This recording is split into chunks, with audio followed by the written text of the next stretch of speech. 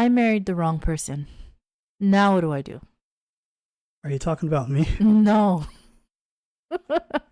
I'm talking about this week's question. Let's get into it. Assalamu alaikum and welcome to the Muslim Marriage Podcast, where we show you how to find and build a healthy marriage as a Muslim. I'm Zahra Hassan. And I'm AJ, and we've been married for 3.5 years. If you like our videos, please comment and subscribe. Ask your questions below and you may feature in one of our videos. And as a thank you, get your free copy of the Healthy Marriage Habits Guide with the links below. That brings us to this week's question. It's going to be a very interesting one. But just bear with me. It's a bit of a long read. Okay.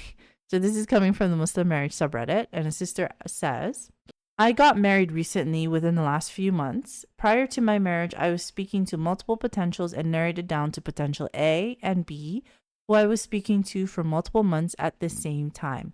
Both potentials had good deen, were educated, were respectful, both handsome, had good jobs that could support me. Potential A, I felt a lot more compatible with. Talking with him was really easy.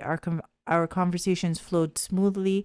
Our hobbies, likes, dislikes were pretty similar. He was always respectful and wanted my opinion on a lot of things and made me feel like an equal. He always made time for me and made an effort to know me. Potential A lived far away, which was the only real downside. Potential B. The conversations felt less natural and more awkward and forced, and we had a lot of differences in terms of what we like to do on our free time.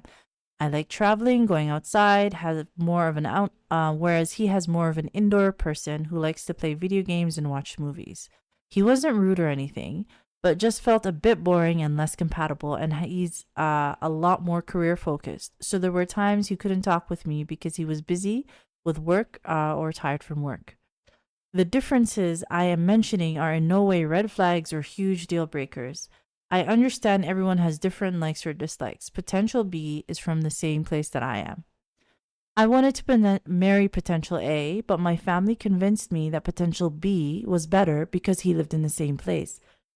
So we wouldn't have to worry about visa issues or me moving countries, as with COVID still going on, they were worried I wouldn't be able to visit them because of the borders.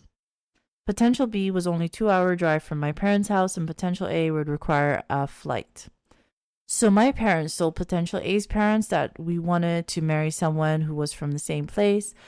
He was upset, heartbroken, and he sent me a final text saying that he's sad that I sort of strung him along because I knew from the start where he was from and I'd have to move there. But he understands that moving countries is a big decision and my mind could have changed, and that he wishes me good luck. Fast forward, and 2 months after ending it with potential A, I got married to potential B. Now living together has made these compatibility issues that I didn't think were a big deal initially a lot more noticeable. Like on weekends, I want to go on a date nights, but he wants to stay inside and order food and just watch a movie. And our conversations are still kind of mundane or boring. Lately, I've been thinking of potential A a lot and wondering what he's up to, and I wish I could go back in time and not let my parents convince me to marry potential B just for the sake of being in the same place as them. I added potential A on social media a long time ago when we were talking, and we never removed or deleted each other. So I've been checking his social media to see what he's up to. He's still single, from my knowledge. I feel terrible doing this because it feels like I'm sort of cheating on my husband, who is a good man, just not super compatible.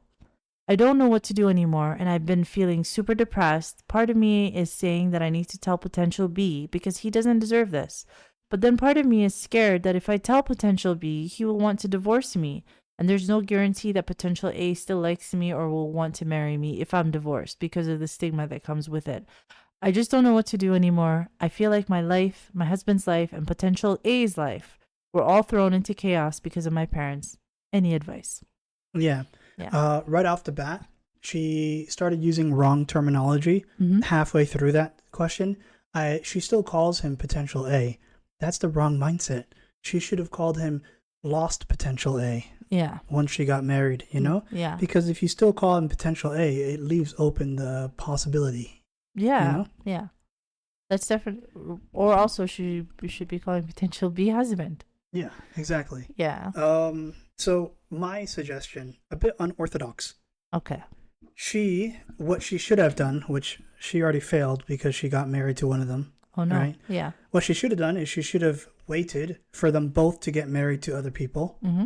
And then when they had children, have the children marry each other. Okay. And then when they have a child, if it's a guy, wait until he gets older and then marry him. Oh no, It's no. a mix of both. That's terrible. No. I fully no. I feel like that's the perfect solution. And in what way? The long-term way. We would call that the long con. Oh no. I can't co-sign that at all. And it ties in perfectly to last week's episode. Which is what? The power dynamics between age gaps. Is that what we're okay? That was a long con. So please don't do that. Let's not do that at all. However, there are a few things here that are at play. This is actually a very common situation that our clients present to me. I get at least once a month. I get a client who comes to me with the situation of, I married the wrong person. I should have married this other person. And quite often the reason why they married the person that they're married to is because of their parents. So that brings us to our first point. Yeah. If you are single and you are choosing between two people, take your parents' advice into consideration, but understand that when you are married and you are in the house, your parents are not going to be there. Yeah. Like, unless you live with them. But for most people, your parents are not going to be there. Society is not going to be there. All of the naysayers are not going to be there. It's going to be you who has to deal with this person for the rest of your life. Yeah. So make sure that you are choosing somebody that you can actually live with, a decision that you can actually live with. And use it as the first test of your maturity, to be able to make a decision that is good for you with your parents' advice, not bad for you because of your parents' advice. Yeah. One good way to look into it is the way that your parents have fun in their downtime. Yes. Usually would not be the way that you have fun in your downtime. Okay. Like some people might read. Their parents might watch TV. Their parents might go to sports. They might play video games, right? Yeah. It's not often that you share all the exact same interests as your parents. And not only that, you don't share the same friend groups as your parents. Yeah. Right? Yeah. So if they like someone, you might not like that person. Yeah. Yeah. Exactly. And in this case, I mean, her parents, I'm sure, were well-meaning, but it seems like the only reason they chose him was purely due to location. That was the only reason that she understood. There could very well be other reasons, right? We're going to assume the best. I always assume the best of the parents, unless I'm told specifically otherwise. They made the best possible decision for their daughter according to their understanding. But that's why the responsibility falls on you, falls on the daughter. It may have just been that they didn't want to lose their daughter to a different country. No, absolutely. But that's, again, that could be a big part of the equation. But they probably also thought that this individual was good for their daughter. It's important that I just assume that. Unless somebody tells me otherwise, I assume that your parents are good people. That's why the accountability lies on you to make the final decision, because you're the one who has all the information. You'll be the one who knows whether or not you're actually compatible, because only you are you, right? Right. So that's the advice for the single people. Remember, you're going to be alone in that house with the individual. You're going to be the one who lives with the consequences. Move accordingly, right? So that brings us to the rest of the episode, where we're going to be giving advice to people who are already married and in this situation. Have you ever come across somebody in that situation? Myself, right? Oh, in your first marriage? Yeah. I was so glad you didn't say this one. I mean, yeah, we weren't very compatible, it seemed. Yeah. In the end, we thought we were to an extent, but we found out that we were not. Yeah, but you were in a situation where you understood that you were not compatible with her, but it wasn't someone else, a third party, that you weren't pining for. True. Right? So have you ever seen a situation where somebody's like, you know what, I should have married this other person. I made a mistake with Not this personally, no. one. Yeah. Again, this is something I see very often in the coaching world. And I noted a few dynamics that I think it's important for people to understand. The first dynamic, it might not apply so much to this young lady because she's only been known him for a few months. But for people who have been married longer, right? So who are more further removed from their potential A, from their lost potential person, right? Our mind does this weird thing where when we look back on past experiences, we see them in a more positive light than they actually were. Yeah. Right? And this is actually a type of cognitive bias. It's called the rosy retrospection, right? Which is exactly what it sounds like. When you retrospect, when you look back upon your past, you see it with the rose-colored glasses. Yeah. Right? It's the same phenomenon where if somebody asks you, hey, can you tell me about your grades in elementary school? And you start reciting what you think your grades were, most likely the ones that you think that you had are higher than the ones you actually had, right? So this is rosy retrospection. So that is probably playing a big part. The further you are removed from your potential A, like you haven't seen them in years, the rosier that perception. Now, why does this happen? Why do you think it happens? I think because the personality boils away when you forget how they were, how they are, right? And all that remembers is the attraction. Yeah. I think a really big part of it is that the previous relationship or the way that you remember your interactions were with this other person are a coping mechanism. Right? So when you are in your actual marriage and you are going through difficult times, and the most common catalyst for these difficult times is feeling lonely in your marriage for one reason or another, right? It could be that this person that you married might have avoidant attachment and is not very comfortable with emotional intimacy. Or it could be that they just actually don't want to be married. I've seen that happen. And are somewhat resentful of the fact that they're married and pull away from their partner. It could be in so many different things, some intentional, some unintentional. All that matters is that you now feel lonely. So when we feel lonely, we think back to the last place where we felt accepted and connected. And that will usually be the last ex or the last person before you married your spouse, your actual spouse. And in thinking, because it's now that previous relationship has now become a coping mechanism. Like when you are sitting there and you have this wound of feeling not good enough, of feeling less worthy, whichever is your flavor of core wound that you have, that is being triggered by this loneliness, that's very painful. So if you can't manifest an actual relationship, just thinking back to the previous relationship can be a way to start to soothe this wound. Yeah. Yeah. Does that make sense? Yeah. I think it's particularly difficult for Muslims to go through that because you don't really have much experiences with people in the talking stage. Yeah. Like for me, if I were in a talking stage with someone and I were to go into rosy retrospection, the best I could come up with is, I really like the ice cream that we had at the restaurant that day. At that place, yeah. Yeah, I really like the ice cream. Yeah. Ah, Rosie. Just the way she ordered it.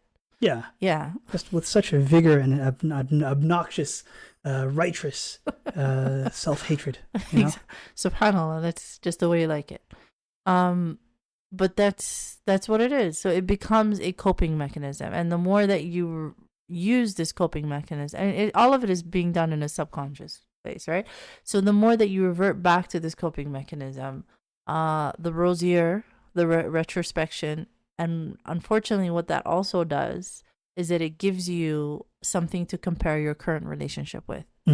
And because you are now coping with the loneliness or the triggered wound of the happening in your current relationship, you're not fixing it.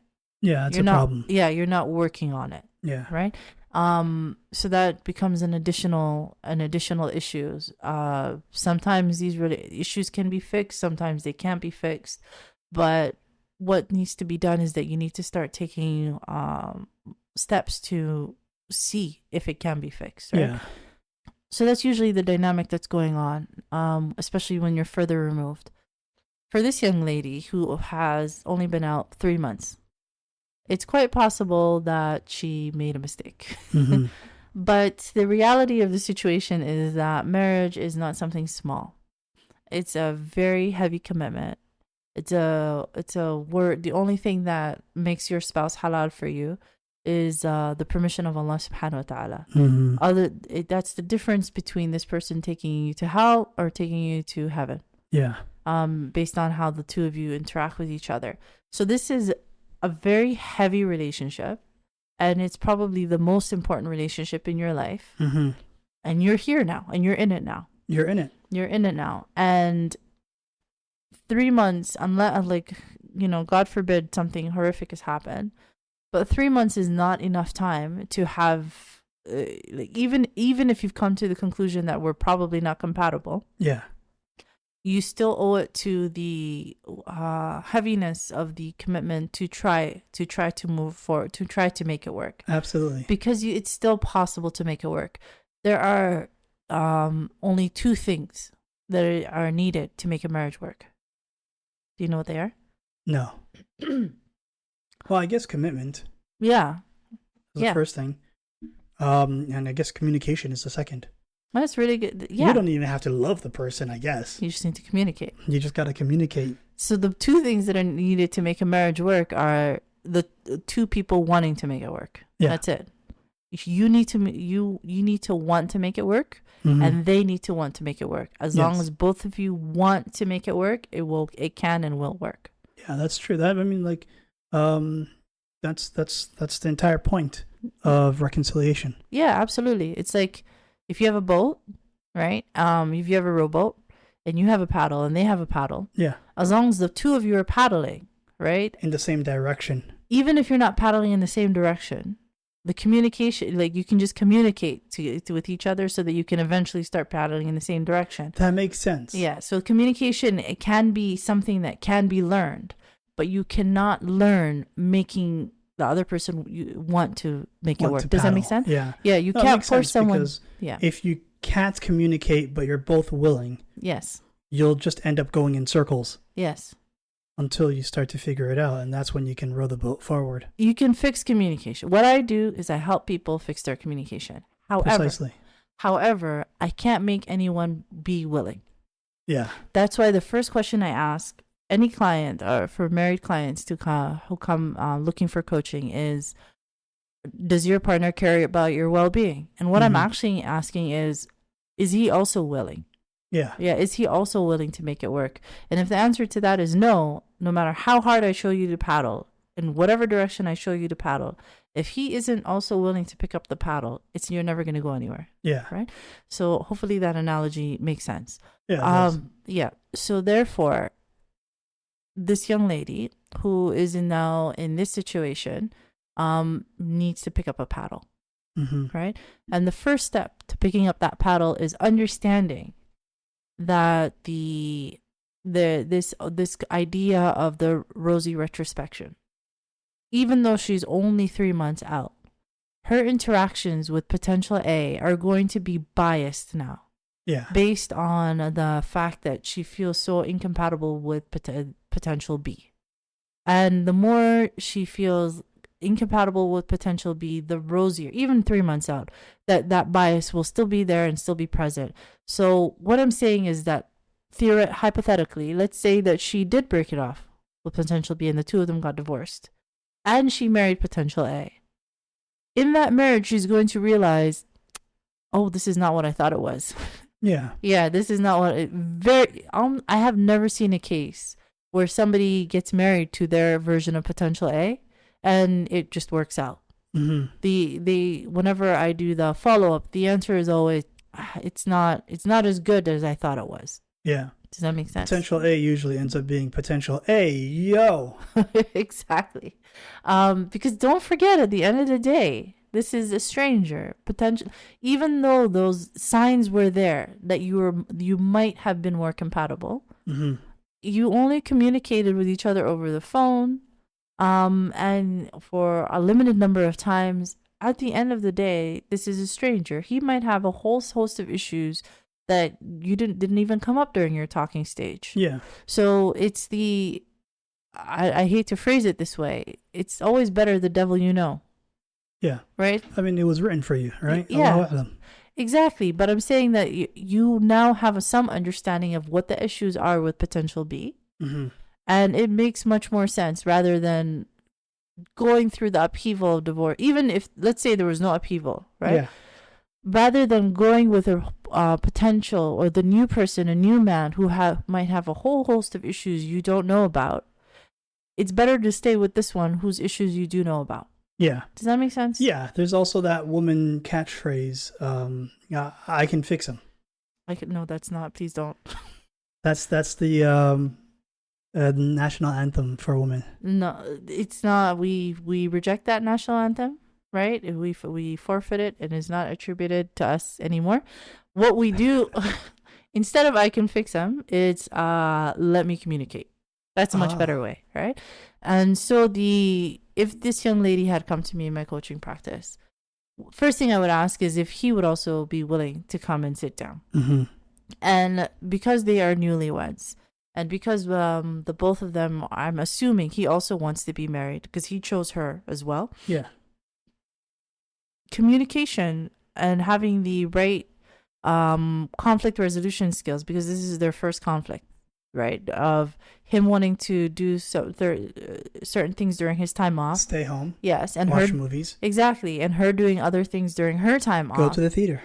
Yes, exactly. This is their first conflict. And sitting down together and communicating through that, and her expressing her needs and him expressing his needs, and finding that common ground, that enough of an overlap where the two of them will feel like my needs for connection have been met enough.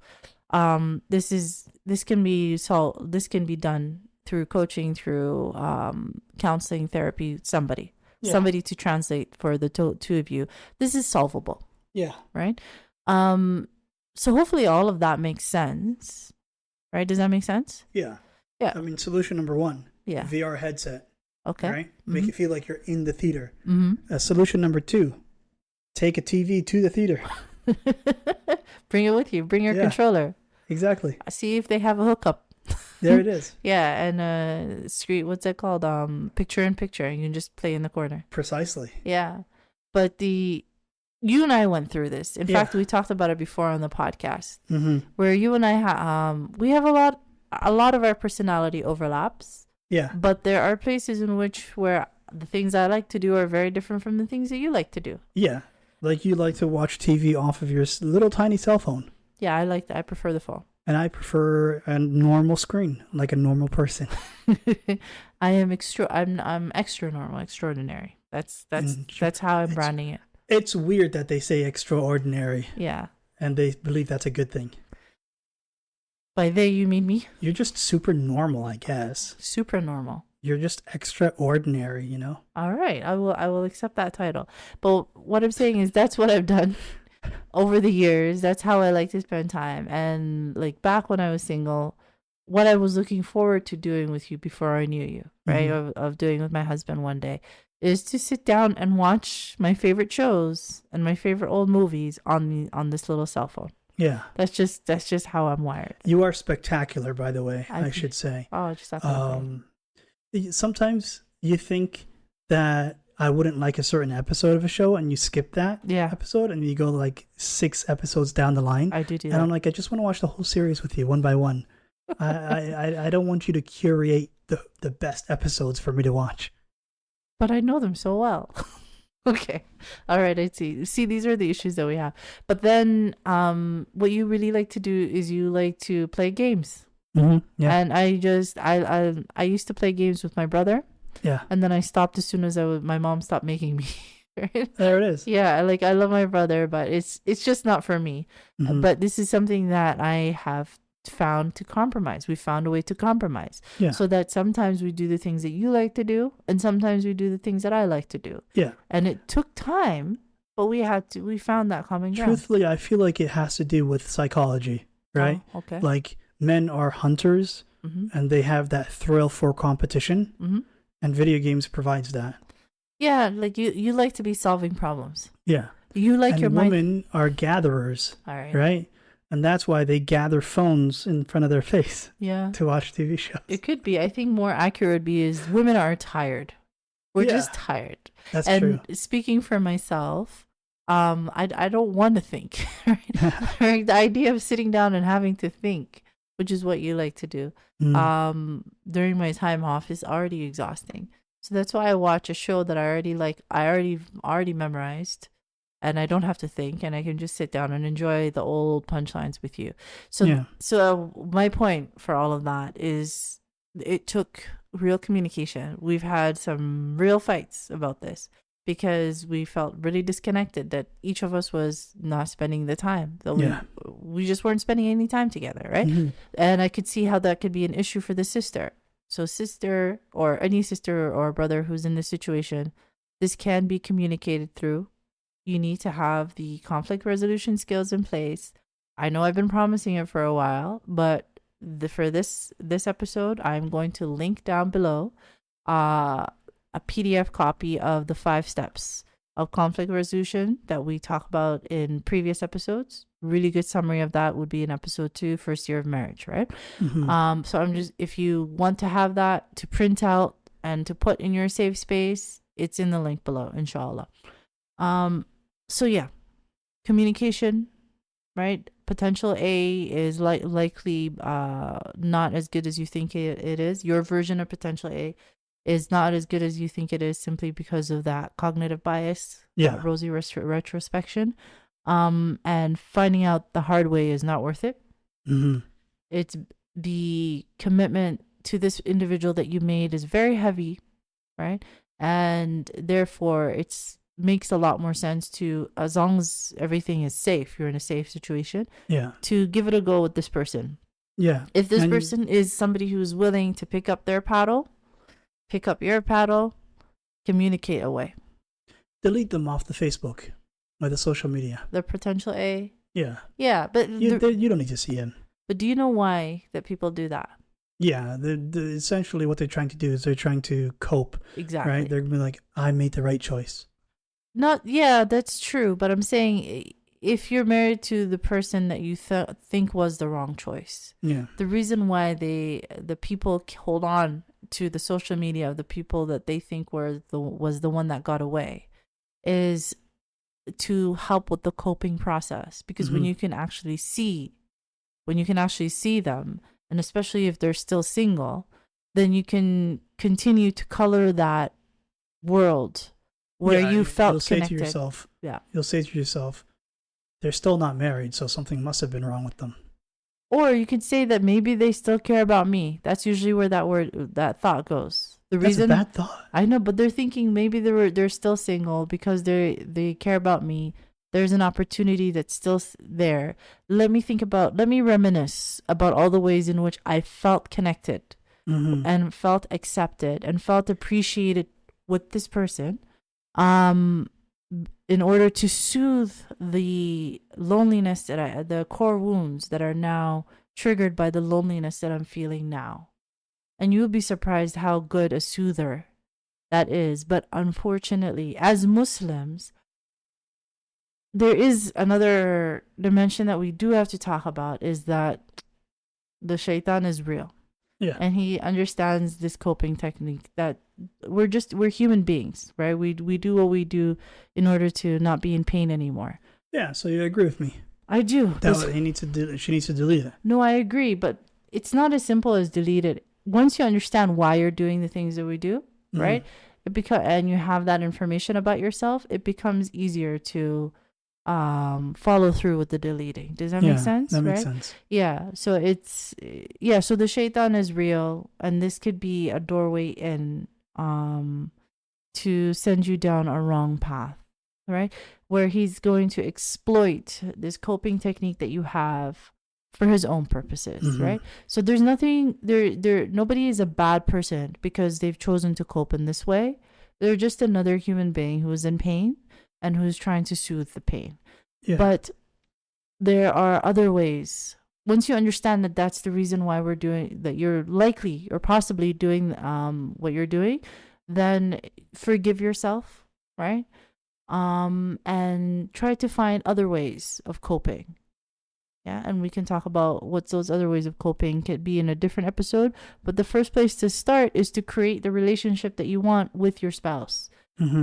As long as they're willing to pick up a paddle, that they are a paddler, you can communicate your way to a happier relationship. Yeah, that's a paddling. In Shaa Allah. In Shaa Allah.